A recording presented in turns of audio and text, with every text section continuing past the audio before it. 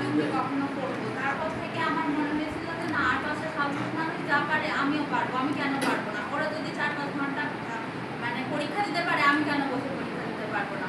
তো এইভাবে করতে করতে আমি হচ্ছে পড়াশোনাটা চালাইছি। সাথে প্লাস আমাদের ওইখানে একটা হাই স্কুল আছে।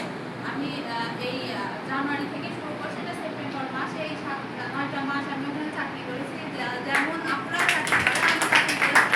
আমি তার সাথে সাথে প্রাইভেট পড়াই। আর রিসেন্ট আমার বিয়েও হয়েছে, ঠিক আছে। আর সব থেকে বড় এই যে এটা নিয়ে আমার ক্ষোভ ছিল, সবাই বলতো যে পুড়ে গেছে, বিয়ে হবে না। আমি যখন আমার হাজবেন্ডকে এই ব্যাপারটা জানাই, উনি বলছে এটা সমস্যা নাই, এটা তো স্বাভাবিক হতেই পারে। এটা হয়তো আমাদের জীবনে সবচেয়ে বড় পাওয়া, যে এটা নিয়ে আমাকে সবাই করতে, সেটা নিয়ে আমার কোনো সমস্যা হয়নি। তো সব থেকে বেশি ধন্যবাদ এই মুক্তিকে, যে যারা আমাকে এতটা সাহস দিয়েছিল, আপনার একটু আগে যেতে পারে, আমাদের সবাই দোয়া করবেন যাতে আমি জীবনে